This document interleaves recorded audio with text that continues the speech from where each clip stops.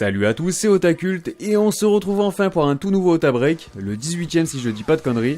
J'en profite pour vous souhaiter une très bonne année à toutes et à tous, la santé, la réussite, la famille, votre vie perso et tout ce qui va avec et j'en passe. Je vous souhaite le meilleur pour cette année 2019. Et pour fêter comme il se doit le début de cette nouvelle année, je vais commencer par appliquer l'une de mes nombreuses résolutions que je vous ai partagées sur Twitter, à savoir mettre davantage en avant les animes sur la chaîne. Vous me connaissez, je préfère largement les mangas, mais j'adore également les animes. Donc il est vrai que je peux faire un petit effort de ce côté-là, j'en ai conscience. En gros, il veut dire qu'il ne fait pas ses vues.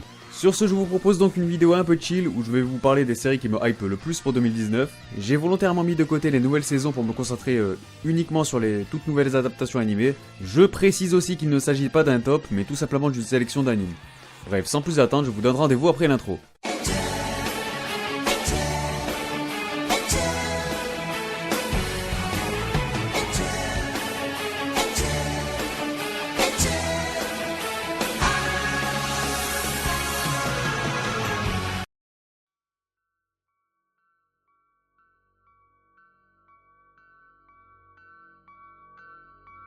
Et on commence par Boogie Pop ou Awarawana, qui n'est autre que l'adaptation du roman du même nom de Kuei Kadono. Réalisé par le studio Madhouse à l'occasion des 20 ans de la série, cette dernière débutera le vendredi 4 janvier, donc soit le jour où je sors cette vidéo, soit le lendemain si je me suis chié. La série sera proposée en simulcast chez Wakanim. N'ayant pas lu le roman, je vous propose de découvrir ensemble de quoi ça cause. Il existe une légende urbaine selon laquelle il y aurait un Shinigami qui peut libérer les gens de la souffrance qu'ils peuvent ressentir. Cet ange de la mort a un nom, Boogie Pop, et les légendes sont vraies, Boogie Pop est bien réel. Lorsqu'une vague de disparitions impliquant des étudiantes éclate à l'académie de Shinyo, la police et l'établissement supposent qu'il s'agit juste d'une série de fugues. Mais Nagi Kirima, un étudiant de l'académie, le sait.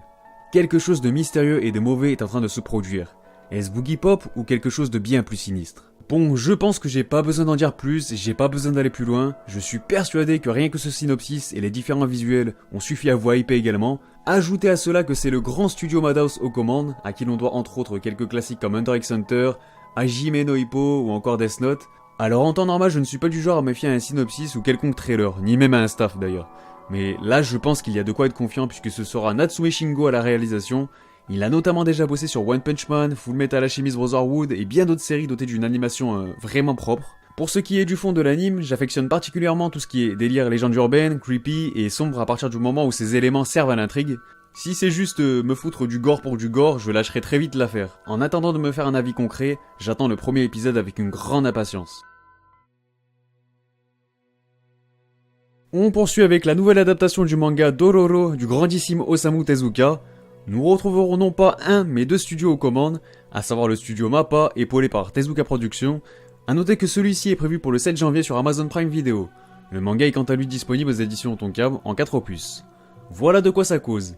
Yakimaru est infirme. 48 parties de son corps ont été vendues à autant de mois avant sa naissance.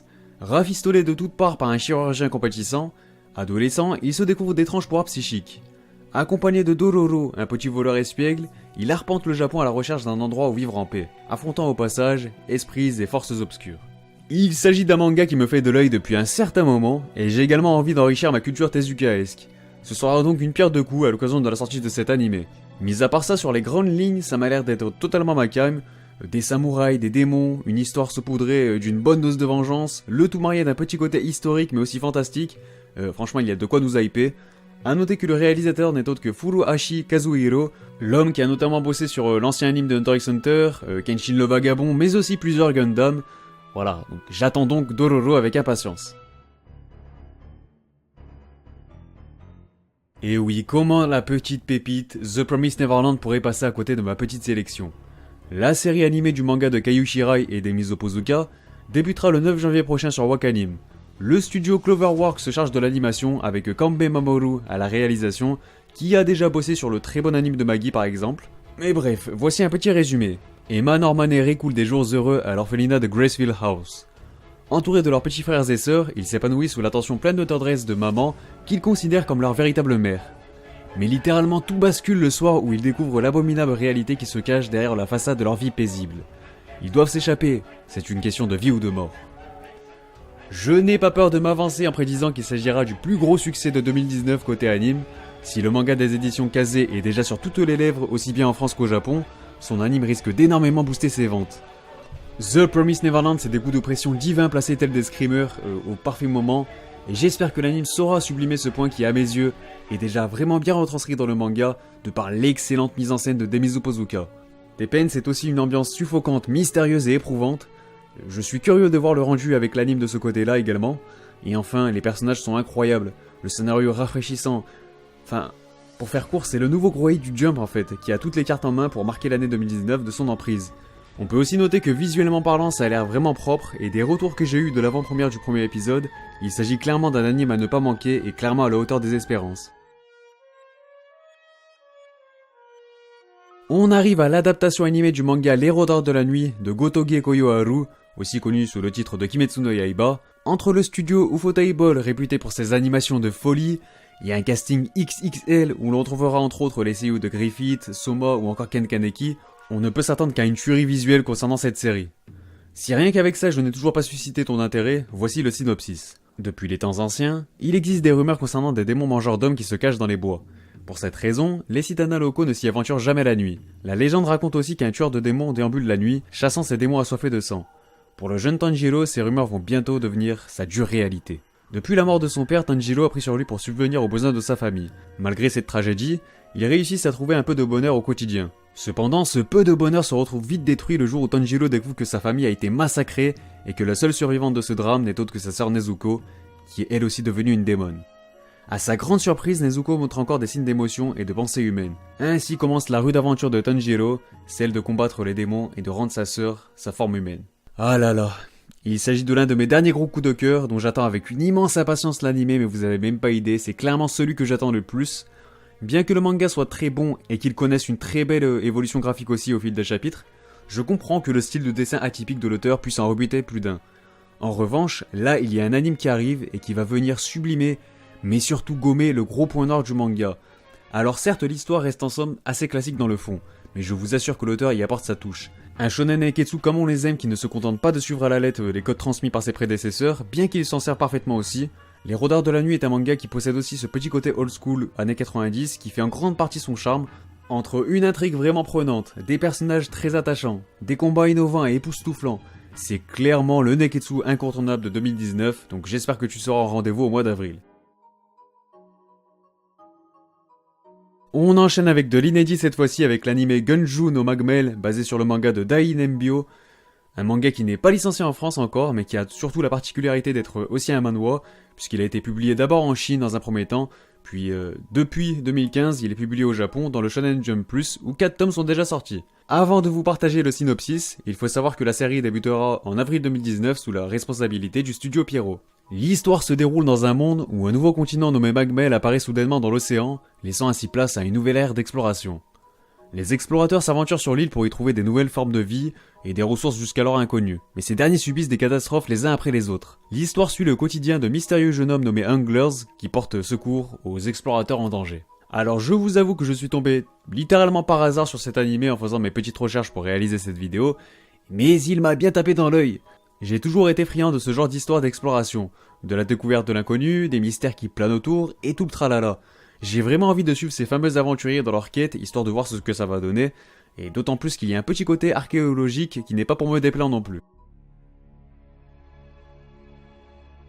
On poursuit avec l'adaptation animée du shonen Dr Stone, un manga scénarisé par Ichiro Inagaki et dessiné par Boichi. Pour le moment, sachez que très peu d'informations ont été communiquées, mais on sait que ce sera le studio TMS Entertainment à la baguette, et que la diffusion de la série est prévue pour le mois de juillet prochain. Pour la petite info, le manga est disponible chez Glénat. Un jour, une lumière éclaira la Terre, changeant tous les humains en pierre, ce qui eut pour conséquence l'extinction de l'humanité. Plusieurs milliers d'années plus tard, Taiju parvient à s'échapper de sa pétrification pour découvrir un monde dans lequel la nature a repris le dessus. Avec son ami Senku, il décide de tout mettre en œuvre pour faire renaître l'humanité de ses cendres, en refondant une nouvelle civilisation et ainsi survivre à l'aide de la science.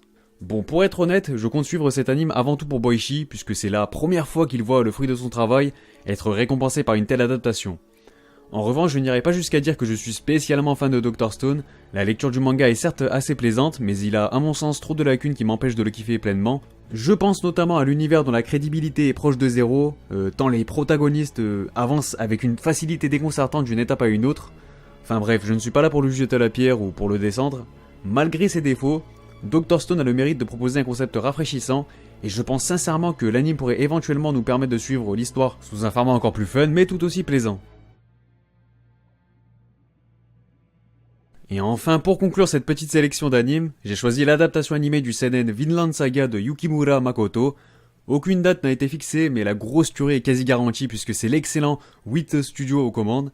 Si ça ne te dit rien, les animes de l'Attaque des Titans ou encore Maotsukai no Yome parleront pour moi de par leur sublime animation. Il en va de même au niveau du casting, un casting XXL encore une fois où l'on retrouve Yabuta Shuei à la réalisation qui a notamment déjà bossé sur SNK, Parasite ou plus récemment Inuyashiki.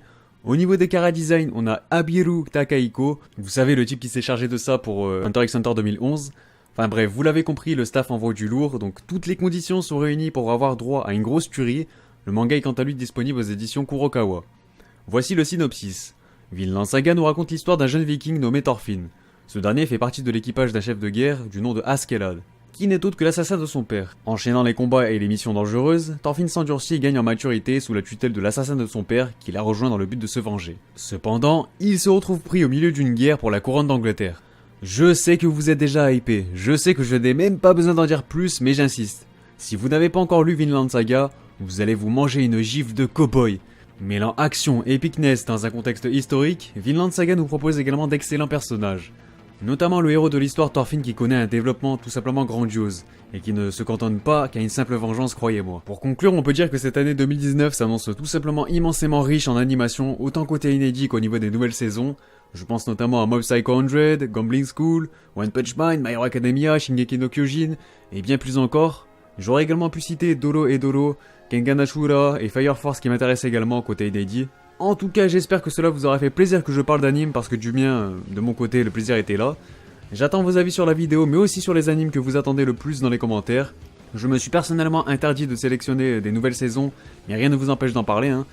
Enfin bref, n'oublie pas de t'abonner si mon contenu te plaît et si tu ne veux pas manquer les prochaines vidéos. Pense aussi à activer les notifications car c'est vrai que j'oublie constamment de vous le rappeler alors que c'est important quand même. Tu peux également me suivre sur mes réseaux sociaux afin de suivre l'actualité de la chaîne, mais aussi pour délirer entre nous. Si tu souhaites me soutenir, c'est également possible sur ma page Utip. Bref, tous les liens se trouvent dans la description. Sur ce, je vous souhaite encore à toutes et à tous une très bonne année, portez-vous bien, et moi je vous dis, on se reverra!